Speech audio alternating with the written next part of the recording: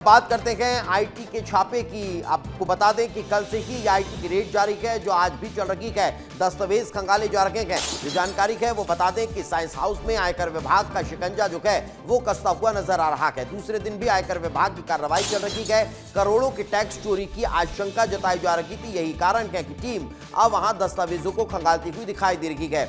चीनी सामान को मेक इन इंडिया का टैग लगाकर अब बेचने का मामला सामने आया था। इसके अलावा कर चोरी की जानकारियां मिली थी। उन्हीं शिकायतों के आधार पर आईटी की टीम जो है वो यहां कार्रवाई करने के लिए पहुंची हुई है।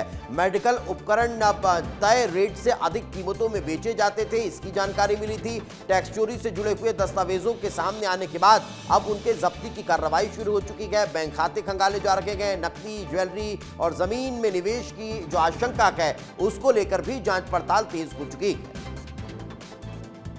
राजधानी भोपाल में मेडिकल कारोबारियों के घर पर आयकर विभाग की छापामार कार्रवाई दूसरे दिन भी जारी है और अब 24 घंटे से ज्यादा का वक्त बीत चुका है और आयकर विभाग के अधिकारी लगातार जो सर्चिंग है, जो दस्तावेज है उनको खंगालने में जुटे हुए हैं। ये जो आलीशान बंगला नजर आ रहा है ये राजेश गुप्ता का है, जो कि बड़े मेडिकल सप्लायर्स हैं जिनकी देश भर में वो जो मेडिकल उपकरण है उनकी सप्लाई करते हैं। विदेशों में भी राजेश गुप्ता की मेडिकल इक्विपमेंट बनाने की फैक्ट्री है और यहाँ पर जब कड़ी सुरक्षा के बीच में 24 घंटे से आयकर विभाग लगातार दस्तावेजों को खंगालने में जुटे हुए हैं। बताया जा रहा है कि करोड़ों की टैक्स चोरी की आशंका है और इसी को लेकर जो ब्लैक मनी है उसको कैसे वाइट किया जाता था, इसको लेकर भी लगातार सारे जो दस्तावेज हैं वो खंगाले जा रहे हैं। दूसरी तस्वीर है राजेश गुप्ता के भाई मनोज गुप्ता के घर की है, जहां पर अभी भी पुलिसकर्मी मौजूद हैं और आयकर विभाग के अधिकारी घर के अंदर मौजूद हैं और जो सर्चिंग है वो की जा रही है। और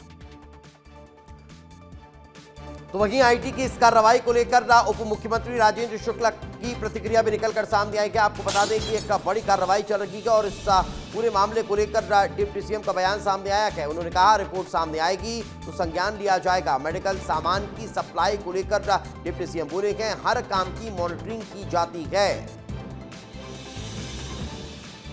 इस प्रकार की कोई रिपोर्ट सामने जब आएगी तो उसका संज्ञान लिया जाएगा। अभी तो इनकम टैक्स की कार्रवाई जो होती है आमतौर पे एक उसके आधार पर जब तक उसका कोई फाइनल आउटकम नहीं आता, इनकम टैक्स कितना इनकम हुआ और उसमें कितना टैक्स दिया और नहीं दिया है, ये सब उससे संबंधित मामला है। फिर उसके काम की मॉनिटरिंग होती है कि काम वो टर्म्स कंडीशंस के आधार पर हो रहा है कि नहीं हो रहा है, बिलो स्टैंडर्ड काम तो नहीं हो रहा है। ये तो विभागीय कार्रवाई है। चलिए आगे बढ़ते हैं। अगली खबर आपको मंदसौर से बता देते हैं। यहां पर ईडी की बड़ी कार्रवाई देखने को मिल रही है। एक तरफ भोपाल में आईटी का एक्शन जारी है तो वहीं दूसरी तरफ मंदसौर में ईडी की कार्रवाई जारी है। जिला आबकारी अधिकारी के ठिकानों पर ये ईडी के अधिकारी छापामार कार्रवाई कर रहे हैं। बेलडांगी के मंदसौर निवास में ये छापा मारा गया है। डांगी के घर से ईडी की टीम जो है वो रवाना हो चुकी है। 10 लोगों की टीम यहां पर पहुंची हुई थी। मंगलवार सुबह 5 बजे से ये कार्रवाई चल रही थी।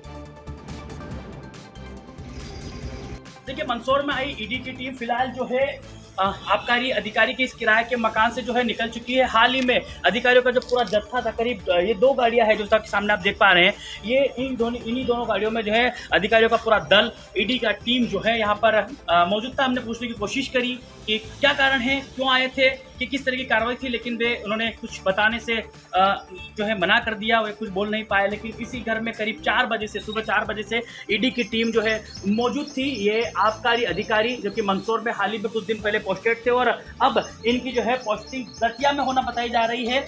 और इस मकान में वे किराए के रूप में रहते थे, किराएदार थे और सुबह 4 बजे से टीम जो है यहाँ पर मौजूद थी और अब जो है कुछ देर पहले यहाँ से टीम रवाना हो चुकी है। फिलहाल अब आगे स्पष्ट नहीं है कि टीम दोबारा आएगी या नहीं आएगी, लेकिन हाँ, जिला आबकारी अधिकारी बीएल डांगी के इस किराए वाले निवास पर ईडी की टीम ने जो है कार्रवाई की थी और वहां पर दस्तक दी थी, जिसके बाद घंटों चली इस कार्रवाई के बाद टीम यहां से फिलहाल रवाना हो गई है। देवेंद्र मोदी, विस्तार न्यूज, मंदसौर, मध्य प्रदेश।